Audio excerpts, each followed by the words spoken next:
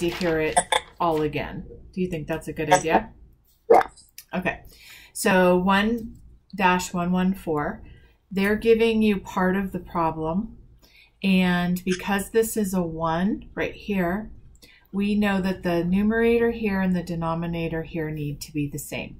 So basically what they're asking you to do is to fill in the blank here. So 5 times something equals 15. So we know that that's a 3. And since this is a 1, we know this has to be a 3. Now we can fill in this section right here. And it is an 18. Does that make sense to you now? Mm-hmm. Okay. So that is A. B is they gave you the denominator of 3 times 1. And then equals 4/6. So how am I going to get this 3 to become a 6, Lauren? To get the 3 to become a 6, you're going to do 3 times 2. And then we know this has to be the same. Now we're going to work backwards. 4 goes into 2 times. So this is basically dividing when you're going this way, and this is multiplying when you're going this way. Does that make sense to you? Mm-hmm. Okay. So for C, we have denominators 2. My numerator is 8. So now I know my first thing I have to do is this box right here. So what would I put in that box? You would put 8 in that box because 2 times 8 equals 16. Okay, and now I can finish this box because I know that it's 1, so it has to be, if the denominator is 8, the numerator is 8. So now I work backwards and I say 8 divided by 8 is 1. Okay, for D, I have fourths, and then I have my 1. And then this is 6, and this is 24. So the first thing I try to figure out is what goes in here. Okay, so that would be 6 because 4 times 6 equals 24. Yep, and then if my denominator is 6, I know my numerator is 6. Now I divide. 6 divided by 6 is 1. Does that make sense to you now? Mm-hmm. Okay. So 1/4 and 5/8.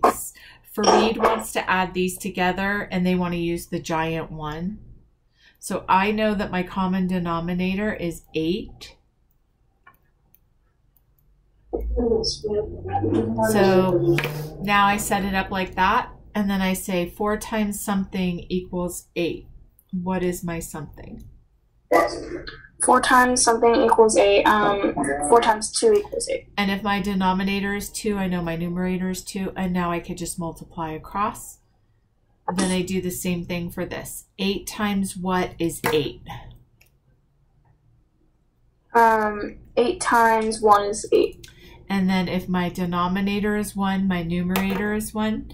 So now I can just multiply across and fill this in. 5 times 1 is... 5 times 1 is 5. There we go. All right. How can factors help you? So see how we did this? We knew. So basically you need to factor or use the least common multiple or the least common factor to deal with these. The least common multiple is going to help you by counting up. Oh, that's my, if I have a denominator of 4 and 8, I'm going to count up by 4s and I'm going to count up by 8s. And then I get my common multiple. Okay. So that's how you would find the multiple. To find the factors, we can basically say, well, this is a factor of 15. So it's basically the opposite of the least common multiple. It'll tell you what to multiply by. Okay. All right. Now, when they're asking you, so I want you to pay close attention to what I'm saying right now because it's going to help you get an A on your test. They're going to ask you a total of something. So we have something happening inside this circle. total number of stuffed animals or whatever at the carnival. Okay, so they're going to give you a total. Say the total is 60. And they say 1/2 of them are teddy bears. They're saying we have a total here, and they're asking you to find a fraction of the total. Anytime they ask you to find a fraction of the total, that means multiplication. So if they say there's 60 stuffed animals and 1/2 of them are teddy bears, you're going to set the problem up 60 over 1 times 1 over 2. The total times the fraction. You're going to get a fraction that looks like that. And then what do we know 60 divided by 2 is? 60 divided by 2.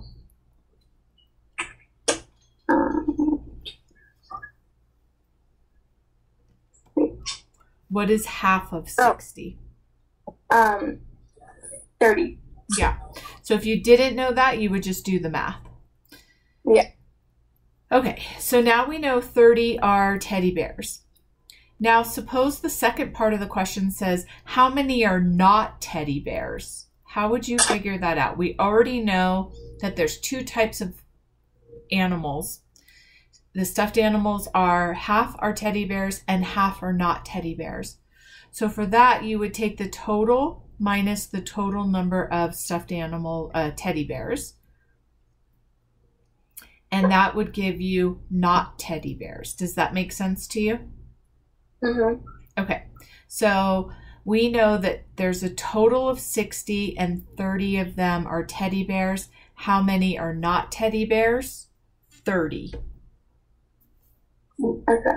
So for the ones that are in 1116, they're saying 3/10 of the visitors are adults and there's 100 visitors. So now they're asking you, here's my total and here's my fraction. Remember I said when you have a total number of something and you're asked to find a fraction of the total, you multiply, right? Mm-hmm. All right. So I'm going to do 3 times 100 is 300. 10 times 1 is 10. What is 300 divided by 10? 10 divided by 300 is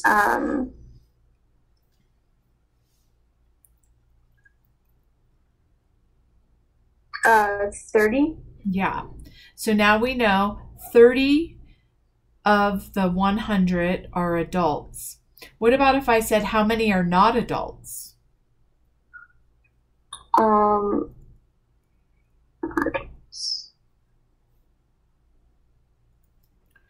How would I figure that out?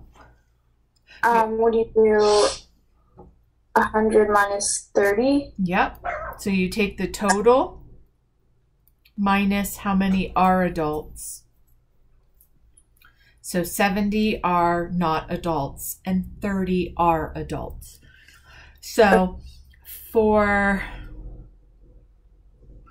116B, we have 5/8 of the prizes are dolls, and there's 64 prizes. So I'm going to do 64 times 5 is 320 on top over 8 times 1, 8. Now I divide 320 by 8. How many times does 8 go into 32? 4. And then you can just put the 0 up here. So 40 are dolls, but that's not what the question is asking. It's asking how many are not dolls. So now we take our total, which was 64, minus how many were dolls. 24 are not dolls. Okay. Does that make sense now? Sort of. Okay. Let's do a few more. All right. You have 50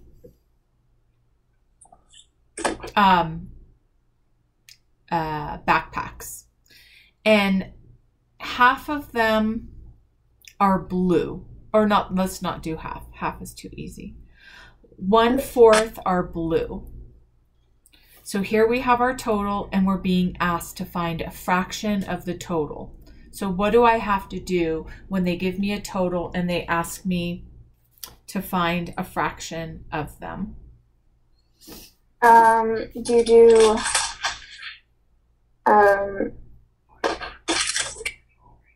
1/4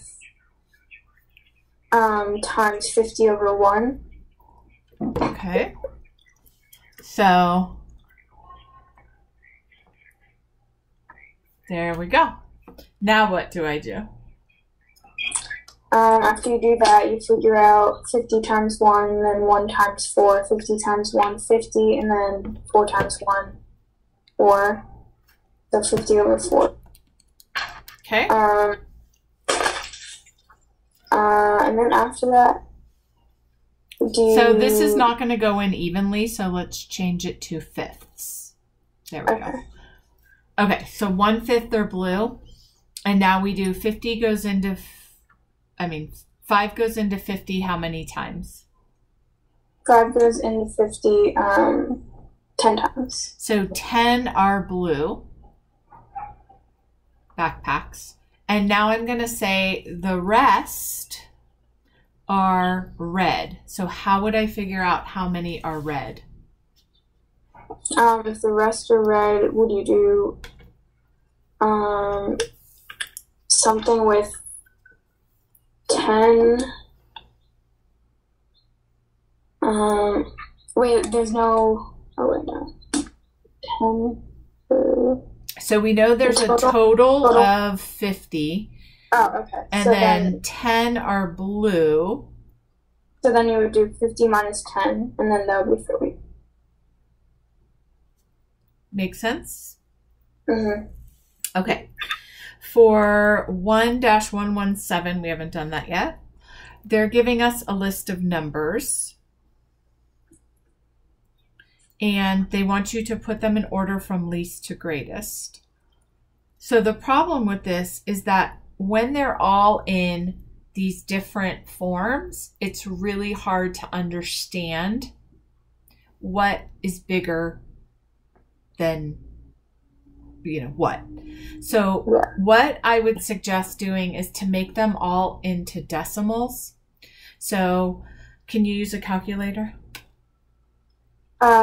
Yes. Okay, so to change a fraction into a decimal, you're going to put in the numerator divided by the denominator. That's going to give you the decimal. So this turns into 0.5. This is already a decimal. And now we're going to do 5 divided by 3, which is 1.67. Then this one is 2. This one is 0. This one is 0.4. This one is -2. And then this one's a fraction, so I'm going to do numerator divided by denominator, and it becomes 0.625. So now I have all whole numbers and decimals, and I'm going to look at these and I'm going to say, what is my smallest number here? So what do you think is the smallest number, Lauren? I think the smallest number is 0. -2. Oh, sorry, I didn't say that. And then what's the second smallest number? The second smallest number is 0. And what's the third? So cross them off as you're doing them. -2. Okay. So not the third one is 0.5. 0.4. 0.4. Oh, sorry. Then 0.5. 0.5. Then 0.625. Then between these ones, now we're into ones. So we've gotten rid of all the fractions. Now we're into, this is at least 1. These are not 1, right? They're less than 1. Mm-hmm. The smaller the tenths are, the smaller the number. The bigger the tenths are, the bigger the number. So if we have 1.1, 1.67, and 2, we know 2 is the biggest number, so I'm just going to put that in right there. Now between this one, this is 1 plus a fraction. This is 1 plus a fraction. This is the smallest tenths, right? This is the tenths digit right here. We have a 1 and we have a 6. So which one do you think is smaller? 1.1. And then 1.67 would go here. So basically what you're going to do is you're going to turn them all into decimals. The reason why the reason why I don't want you to turn them into fractions, which we could, is that then you'd have to find a common denominator for all of them. So if we turned it into fractions, we'd have 1/2, 1 and 1/10, 1 and 2/3, 2, 0, 4/10, 2 and 5/8. But look at this. We have a 2, we have a 10, we have a 3, we have a 10, and an 8. So we'd have to find a common denominator for all of those. That is way too much work. Decimals are where it's at, because all you have to do is say the negative numbers are obviously going to be the least numbers. So you're going to look to see if there's any negative numbers. And then for your fractions, you're going to look the tenths.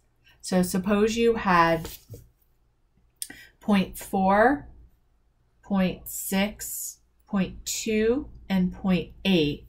This smallest number on the tenths is going to be the smallest number. So what's my smallest number? 0.2. What's my second smallest number? 0.4, 0.6, and 0.8. Now, I don't want to confuse you, but the opposite is true if these were negatives. Okay. So the bigger the number, if it's negative, the smaller the decimal, because we know the further it is away from 0, which 0.8 would be here, 0.6 would be here, 0.4 would be here, 0.2 would be here. The farther away from it is from 0 when you have negative numbers, the bigger the number.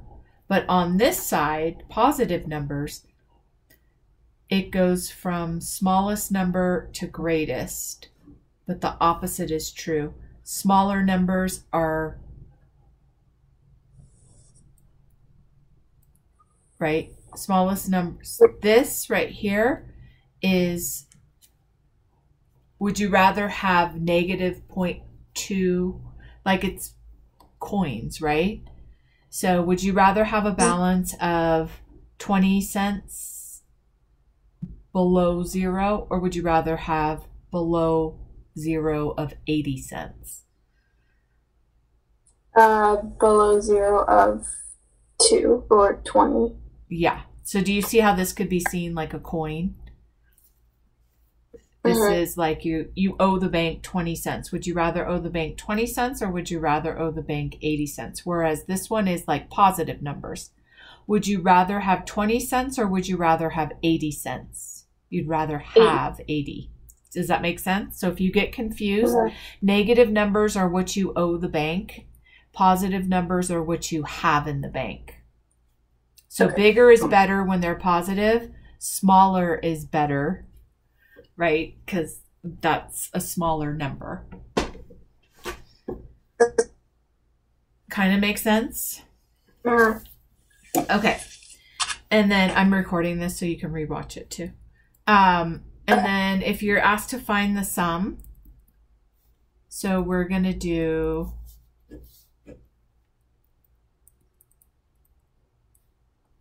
Find the common denominator. And then you can do the rest and tell me what you get. Okay.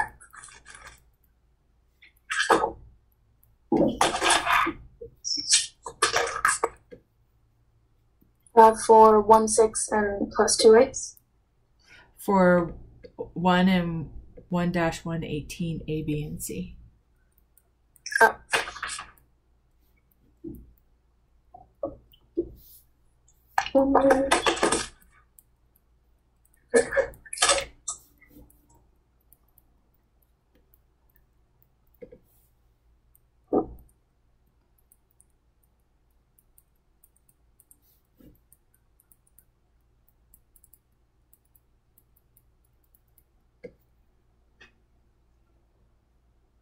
So you can mute me till you're done. I'm going to continue with the video.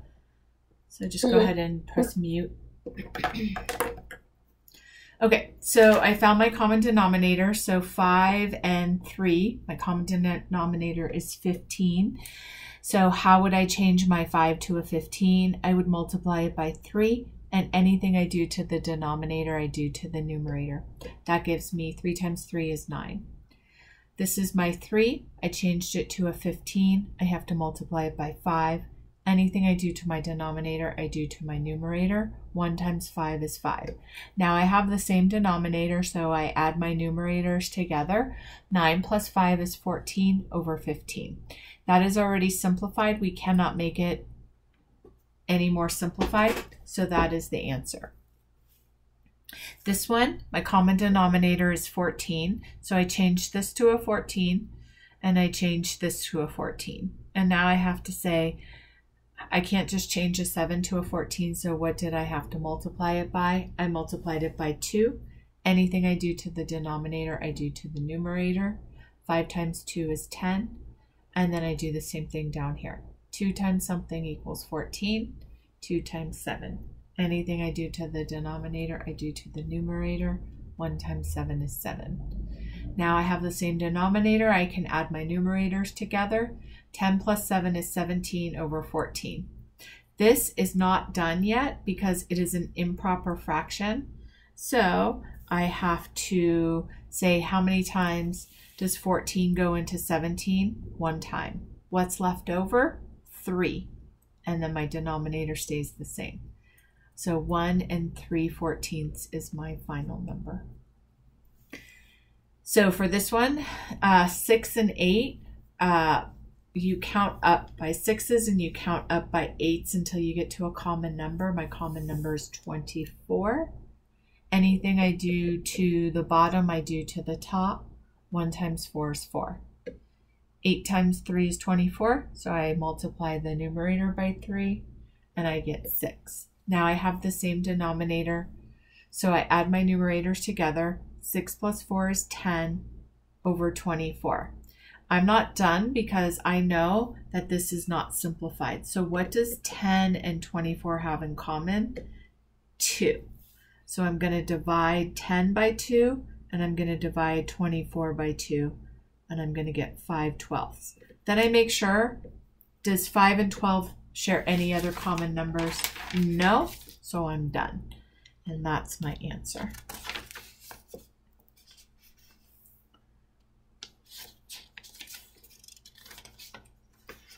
Okay, Miss Lauren. I think you still have me on mute. Okay. So that is how you do all of those. Is there anything else that you need help with before I stop the video? Well, wait, is class almost over? Like after this, we have 8 minutes. Okay. Well, there's something, I don't know if I need a video for it, but I just need to finish the class that we could do. Okay. It is, let me see. It's on 1-108 to 1-1112. I did it all the way up to 1-11 0. Yeah. And how far do you have to go? I have to go to 1-1112 or Okay. 112. So let me try 111 and then 1-112. Okay. One study team is trying to find the sum of 5/6 plus 3/4 plus 1/5. So instead of just finding a common denominator of 2, I have to find a common denominator of 3. So I'm going to count by 6s until I get to a common number. Well, I have a common number here, right? 12, but I already know that if I count up by 5s, 12 is not going to help me. So I have to keep going until I find a number that is in common with 6, 4, and 12. So I'm going to keep counting up.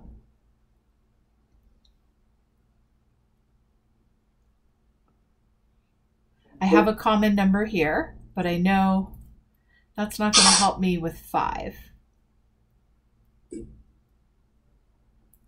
So I have to keep going.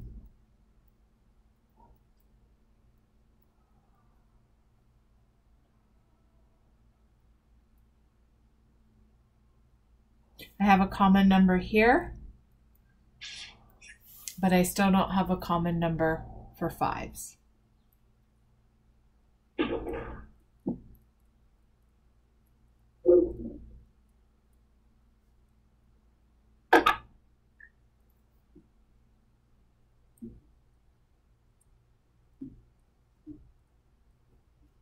But I do have one here because I know 5 can go into 60, so that is my number. So I'm going to change this to a 60, I'm going to change this to a 60, and I'm going to change this to a 60. 6 times what is 60? 6 times 6. Okay. 6 times 10. Oh, yeah, 6 times 10. And then 4 times what is 60? You might not know that, so you're just going to work it out right here. 4 times 15 is 60. Mm-hmm. And then 5 times what is 60? 5 times 12 is 60. Now I add 50 plus 45 plus 12. Okay. And I get 107 over 60. And now I have to make it into a mixed number. So how many times does 60 go into 107? It goes in 1 time. 37 is left over 60. So my answer is 1 and 37 60s. Okay. Okay. So that's not what they're asking you to do, but I just want to show you that's how you do it. So this is the first question. They first tried to use 24 as a common denominator. Why does 24 not work as a common denominator? So let's look at our numbers here. We have a 24 here. We have a 24 here. Do we have a 24 with 5s? No. So the reason why it doesn't work is because 24 is not a multiple of 5. B is find a common denominator and explain how you found it. So my common denominator is 60. I kept counting up by 6s, 4s, and 5s until I got to a common number. And then C, with your study team, describe how factors and multiples can help you find a common denominator. So if I count up by a common denominator, I'm going to eventually get to a common number, right? Does that make sense to you? Yeah. Okay, so factors help because how many times does 6 go into 24? It goes in 4 times, so that is a factor. It means the division part of this. So if I know that 24 divided by 6 is 4, I will know what to multiply if my common denominator was 24. It was not 24, it was 60, right? So 60 divided by 6 is 10. That's a factor of 60. That's a factor that will help me because I'll now know what to multiply my numerator by. Okay, the last part is with your team, find each sum. So we have 1/4 plus 5/6.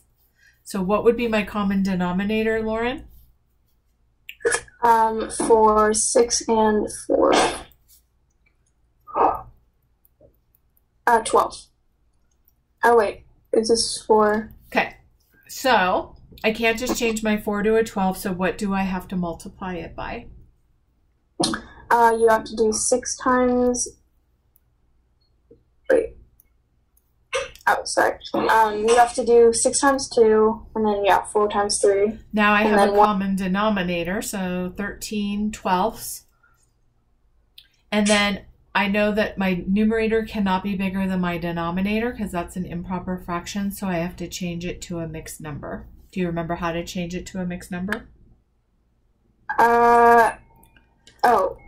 Do you divide 12 into 13?